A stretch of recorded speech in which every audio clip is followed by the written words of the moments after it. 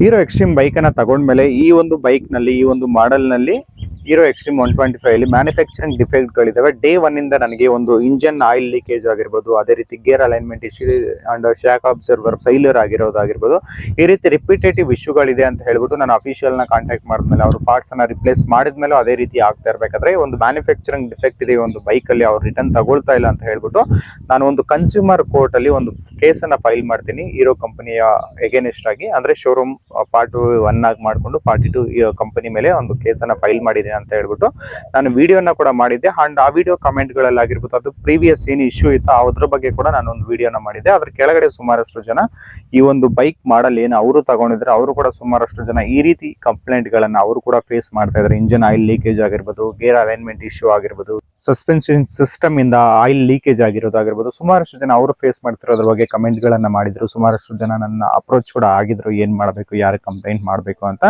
ಇನ್ನು few comments ನಾವು ತಗೊಂಡ್ರ ಬೈಕ್ ಮಾಡಲ್ ಅಲ್ಲಿ ಇದೇ ರೀತಿಯಾದ ಮಾಡಲ್ ಅಲ್ಲಿ ಯಾವುದೇ ಕಂಪ್ಲೇಂಟ್ಸ್ ಎಲ್ಲ ಚೆನ್ನಾಗಿ ನಡೀತಿದೆ ಅಂತ ಕೂಡ ಸ್ವಲ್ಪ ಜನ ಕಮೆಂಟ್ ಕೂಡ ಮಾಡಿದ್ರು. ಅಂಡ್ ನಾನು ಕನ್ಸ್ಯೂಮರ್ ಕೋರ್ಟ್ ಅಲ್ಲಿ ಕೇಸ್ ಅನ್ನ ಫೈಲ್ ಮಾಡಿದ್ದೀನಿ ಅಂದ್ಮೇಲೆ ಆ ಕೇಸ್ ಸ್ಟೇಟಸ್ ಏನಾಯ್ತು ಏನು ಹೇಳಿಲ್ಲ ಅಂತ ಹೇಳ್ಬಿಟ್ಟು ಸ್ವಲ್ಪ ಜನ DM ಮಾಡಿ ಕೇಳ್ತಿದ್ರು, ಸ್ವಲ್ಪ ಜನ ಕಮೆಂಟ್ ಅಲ್ಲೂ ಕೂಡ ಮಾಡಿದ್ರು.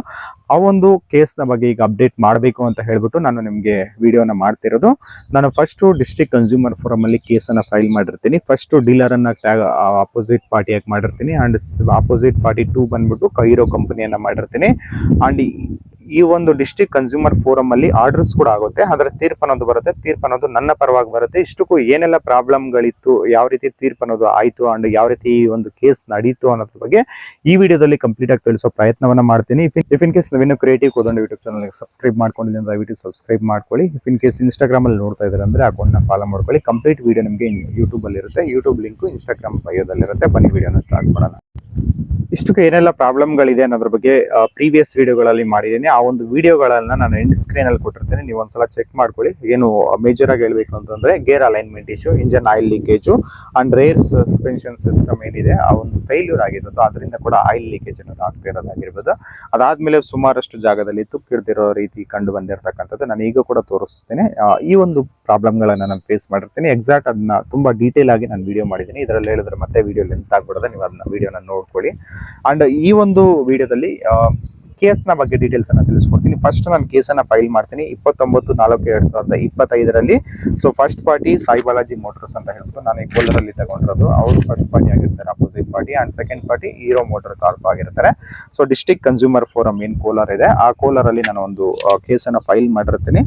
ಅಂಡ್ ಈ ಒಂದು ಕೇಸ್ ನ ಆದೇಶ ಅನ್ನೋದು 28/11/2025 ನವೆಂಬರ್ 28, 2025ಕ್ಕೆ ಒಂದು ಆದೇಶ ಕೂಡ ಬರುತ್ತೆ.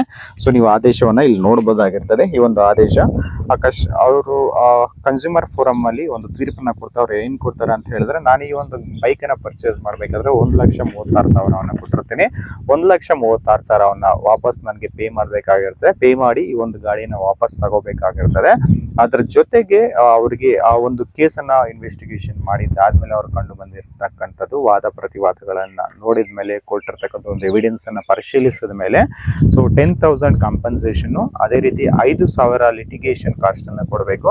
ಅದೇ ರೀತಿ ಟಿಲ್ ಡೇಟ್ ತನಕ ಆದೇಶ ಹೊರಡಿಸಿರ್ತಕ್ಕಂಥ ದಿನದ ತನಕ ಅಲ್ಲಿ ಏನು 1,36,000 ನಾನು ಪೇ ಮಾಡಿದ್ದೀನಿ, ಆ 1,30,000ಕ್ಕೆ ಆನ್ಯುವಲಿ 9% ಇಂಟ್ರೆಸ್ಟ್ ಕೂಡ ರಿಟರ್ನ್ ಆಗಿ ಕೊಡಬೇಕು ಅಂತ ಹೇಳ್ಬಿಟ್ಟು ಒಂದು ಆದೇಶವನ್ನು ಕೂಡ ಮಾಡಿರ್ತಾರೆ.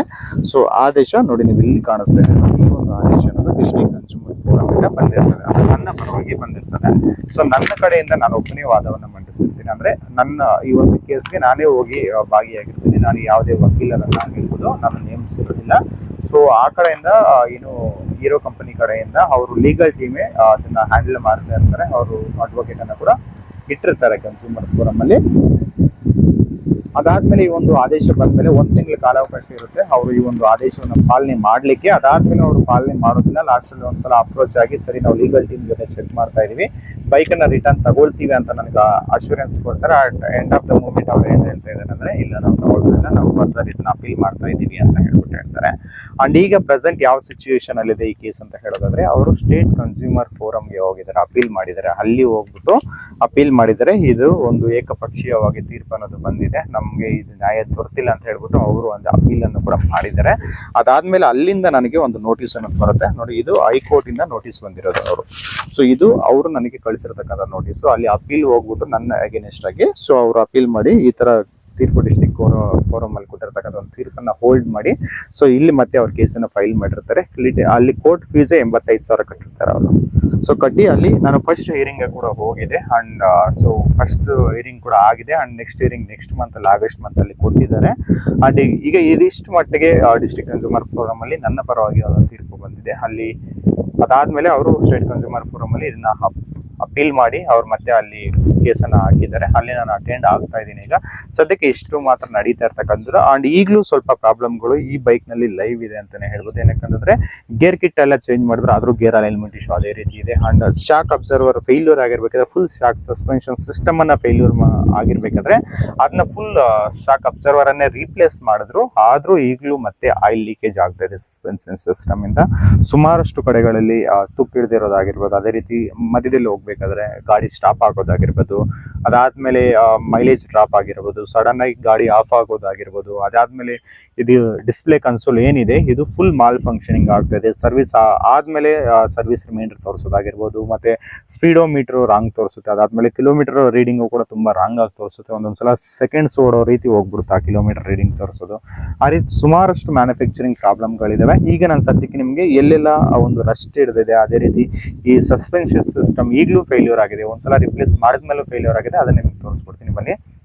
ಇದು ನನ್ನ ಹತ್ರ ಈಗಿರ್ತಕ್ಕಂಥ ಗಾಡಿ. ಇದೇ ಗಾಡಿ ಬಗ್ಗೆ ನಾನು ಕೇಸನ್ನು ಕೂಡ ದಾಖಲು ಮಾಡಿರ್ತಕ್ಕಂಥದ್ದು. ಆ್ಯಂಡ್ ಈಗ ಸಿಚುವೇಶನ್ ಅಲ್ಲಿ ನಾನು ನೋಡಿ ನಿಮಗೆ ಫಸ್ಟ್ ಇಲ್ಲೆಲ್ಲ ರಸ್ಟ್ ಇರ್ತಿದೆ ಅಂತ ತೋರಿಸ್ತೀನಿ.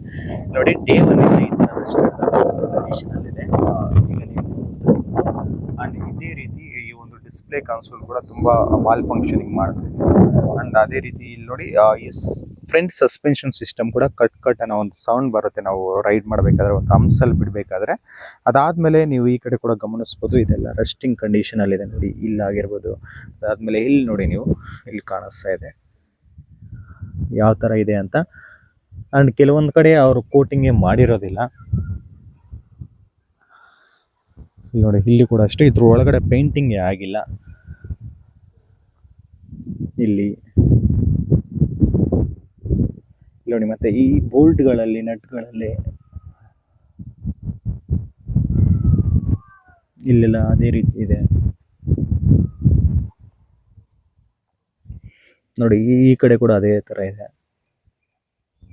ಅಂಡ್ ಸಸ್ಪೆನ್ಷನ್ ಸಿಸ್ಟಮ್ ಮತ್ತೆ ಹಾಳಾಗಿದೆ ಅಂತ ಹೇಳೋದಲ್ಲ ನೋಡಿ. ಇಲ್ಲಿ ನೀವು ನೋಡ್ತಾ ಇರ್ಬೋದು, ಇಲ್ಲಿ ನೋಡಿ ಆಯಿಲ್ ಲೀಕೇಜ್ ಆಗ್ತಾ ಇದೆ. ಈಗೇನಾದ್ರೂ ಹಂಸಲ್ಲಿ ಬಿಡ್ತಿದೀವಿ ಅಂದ್ರೆ ಕಟ್ ಅಂತ ಹೆವಿ ಸೌಂಡ್ ಬರುತ್ತೆ. ಸಣ್ಣ ಹಂಸಲ್ಲಿ ಬಿಡ್ತಿದೀವಿ ಅಂತಂದ್ರು ಹೆವಿ ಸೌಂಡ್ ಬರುತ್ತೆ. ಆ ರೀತಿ ಒಂದು ಮತ್ತೆ ಸೆಕೆಂಡ್ ಟೈಮ್ ಇದಾಗಿರೋದು ನೋಡಿ. ಇದರಿಂದ ಆಯಿಲ್ ಲೀಕೇಜ್ ಆಗ್ತಾ ಇದೆ. ಕೆಳಗಡೆ ಆಯಿಲ್ ಎಲ್ಲ ಡ್ರಾಪ್ ಆಗಿ ಲೀಕ್ ಆಗುತ್ತೆ ಇದರಲ್ಲಿ.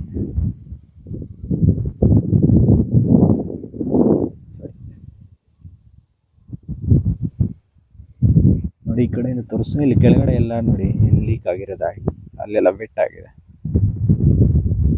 ರೆಸ್ಟ್ ಕಂಡೀಷನ್ ಅಲ್ಲಿದೆ, ಅದಕ್ಕೆ ಇದು ವೆಟ್ಟಾಗಿ ಆಗಿ ಸ್ವಲ್ಪ ಡ್ರೈ ಆಗೋಗಿದೆ. ಏನಾದ್ರು ಸ್ವಲ್ಪ ತಗೊಂಡೋಗಿ ಬಂದಿದ್ದೀವಿ ಅಂತಂದ್ರೆ ಇದು ಫುಲ್ ಅದೇ ಥರ ಆಗುತ್ತೆ. ಇದಿಷ್ಟು ಸುಮಾರು ಜನ DM ಮಾಡಿ ಅದೇ ರೀತಿ ಕಮೆಂಟ್ ಮೂಲಕ ಕೇಳ್ತಾ ಇದ್ದಾರೆ ಕೇಸ್ ಗಾಡಿ ಬಗ್ಗೆ ಏನಾಗಿದೆ, ನೆಕ್ಸ್ಟ್ ಸ್ಟೆಪ್ಸ್ ಅವ್ರು ತಗೊಂಡ್ರ ರಿಟರ್ನ್ ಅಂತ ಕೇಳಿದ್ರಲ್ಲ, ಅದ್ರ ಬಗ್ಗೆ ತಿಳಿಸೋದ್ರ ಒಂದು ಪ್ರಯತ್ನ ಆಗಿತ್ತು. ಅದ್ರ ನೆಕ್ಸ್ಟ್ ಏನಾಗುತ್ತೆ ಅನ್ನೋದ್ರ ಬಗ್ಗೆ ಈ ಒಂದು ಸ್ಟೇಟ್ ಕನ್ಸ್ಯೂಮರ್ ಫೋರಮ್ ಅಲ್ಲಿ ಯಾವ ರೀತಿ ವಾದ ಪ್ರತಿವಾದಗಳಾಗ್ತದೆ ಅಂಡ್ ನೆಕ್ಸ್ಟ್ ಆರ್ಡರ್ ಏನ್ ಬರುತ್ತೆ ಅನ್ನೋದ್ರ ಬಗ್ಗೆ ಒಂದು ಈಗ ಜಸ್ಟ್ ಫಸ್ಟ್ ಹಿಯರಿಂಗ್ ಅಷ್ಟೇ ಆಗಿರೋದು. ಅಲ್ಲಿ ತುಂಬಾ ಜಾಸ್ತಿ ದಿನ ಹಿಡಿಯೋ ಸಾಧ್ಯತೆಗಳಿದೆ, ಅದಕ್ಕೋಸ್ಕರ ಈಗಲೇ ಏನು ಹೇಳೋಕ್ಕಾಗೋದಿಲ್ಲ. ಸೊ ಆ ಒಂದು ಕೇಸ್ ಅನ್ನೋದು ಕಂಪ್ಲೀಟ್ ಆದ್ಮೇಲೆ ನೆಕ್ಸ್ಟ್ ವಿಡಿಯೋ ಮಾಡಿ ತಿಳಿಸೋ ಪ್ರಯತ್ನವನ್ನು ಮಾಡ್ತೇನೆ. ಯಾಕಂತಂದ್ರೆ ಕೋರ್ಟ್ ನಲ್ಲಿ ಇರೋದ್ರಿಂದ ಜಾಸ್ತಿ ಮಾತಾಡೋಕೆ ಆಗೋದಿಲ್ಲ ಇದ್ರ ಬಗ್ಗೆ. ಸೊ ನೀವೇನಾದ್ರೂ ಯಾವುದೇ ಒಂದು ಬೈಕ್ ತಗೊಳ್ತಿದ್ದೀರಾ ಅಥವಾ ಎಸ್ಪೆಷಲಿ ಈ ಒಂದು ಮಾಡೆಲ್ ತಗೊಳ್ತಿದ್ದೀರಾ ಅಂತಂದ್ರೆ ಸುಮಾರಷ್ಟು ರಿವ್ಯೂಗಳನ್ನು ನೋಡಿ. ಕೆಲವೊಂದು ಬೈಕ್ ರಿವ್ಯೂಗಳು ಒಂದು ಪೇಯ್ಡ್ ರಿವ್ಯೂಗಳಾಗಿರ್ತವೆ, ಅವನ್ನ ನಂಬಕ್ಕೆ ಹೋಗಬೇಡಿ. ಒಂದು ನೆಗೆಟಿವ್ ಪಾರ್ಟ್ ಅನ್ನು ಕೂಡ ನೋಡಬೇಕಾಗುತ್ತೆ. ಆ ಒಂದು ಬೈಕಲ್ಲಿ ಯಾವೆಲ್ಲ ಪ್ರಾಬ್ಲಮ್ಗಳಿದಾವೆ ಅಂತ ಹೇಳ್ಬಿಟ್ಟು, ಇದೊಂದೇ ಬೈಕ್ ಅಂತಲ್ಲ, ಯಾವುದೇ ಬೈಕ್ ತಗೊಳ್ಳಿ ಅದನ್ನ ಸುಮಾರಷ್ಟು ರಿವ್ಯೂ ತಗೊಂಡು ಕಸ್ಟಮರ್ಸ್ ಫೀಡ್ಬ್ಯಾಕ್ ತಗೊಂಡು ಒಂದು ಇನ್ವೆಸ್ಟ್ ಮಾಡಕ್ ಹೋಗಿ. ಯಾಕಂತಂದ್ರೆ ಈ ತರ ಒಂದು 125cc ಬೈಕ್ ಅನ್ನೋದು ಒಂದು ಮಿಡಲ್ ಕ್ಲಾಸ್ ಫ್ಯಾಮಿಲಿಯಲ್ಲಿ ಹೋಗುವ ವ್ಯಕ್ತಿಯ ಒಂದು ಡ್ರೀಮ್ ಆಗಿರ್ತದೆ. ಅಷ್ಟೆಲ್ಲ ಅಮೌಂಟ್ ಅನ್ನ ಇನ್ವೆಸ್ಟ್ ಮಾಡಿದ್ಮೇಲೆ ಈ ರೀತಿ ಒಂದು ಬೈಕ್ ಅವ್ರಿಗೆ ಸಿಗ್ತಿದೆ ಅಂತಂದ್ರೆ ಎಲ್ಲರೂ ಈ ರೀತಿ ಕನ್ಸ್ಯೂಮರ್ ಕೋರ್ಟ್ ಅಲ್ಲಿ ಹೋಗಿ ಫೈಟ್ ಮಾಡೋದು, ಮಂತ್ಲಿ 2-3 ಡೇಟ್ಸ್ ಕೊಡ್ತಾರೆ, ಅಲ್ಲೆಲ್ಲ ಹೋಗಿ ಅಲ್ಲಿ ನಿಂತ್ಕೋಬೇಕು ಮಾತಾಡ್ಬೇಕು ಅಂತಂದ್ರೆ ತುಂಬಾ ಕಷ್ಟ ಆಗುತ್ತೆ. ಅಷ್ಟೊಂದು ಕಷ್ಟ ನಾನು ಪಟ್ಟಿದ್ದೀನಿ ಈ ಒಂದು ಕೇಸಿಂದ. ನೋಡ್ಕೊಂಡು ತಗೊಳ್ಳಿ ಅಂತ ಹೇಳ್ತಾ ಈ ವಿಡಿಯೋನ ಇಲ್ಲಿಗೆ ಮುಗಿಸ್ತಾ ಇದ್ದೀನಿ. ಈ ವಿಡಿಯೋ ಒಂದು ಇನ್ಫಾರ್ಮೇಷನ್ ಏನಾದರೂ ಇಷ್ಟ ಆಗಿದೆ ವಿಡಿಯೋಗೆ ಒಂದು ಲೈಕ್ ಮಾಡಿ, ನಿಮ್ಮ ಸ್ನೇಹಿತರಿಗೆ ಶೇರ್ ಮಾಡಿ. ಇಂತಹ ಮತ್ತಷ್ಟು ಇಂಟ್ರೆಸ್ಟಿಂಗ್ ವಿಚಾರಗಳಿಗೋಸ್ಕರ ಕ್ರಿಯೇಟಿವ್ ಕುದಂಡ್ ಯೂಟ್ಯೂಬ್ ಚಾನಲ್ಗೆ ಸಬ್ಸ್ಕ್ರೈಬ್ ಮಾಡ್ಕೊಳ್ಳಿ. ಧನ್ಯವಾದಗಳು ಸ್ನೇಹಿತರೆ.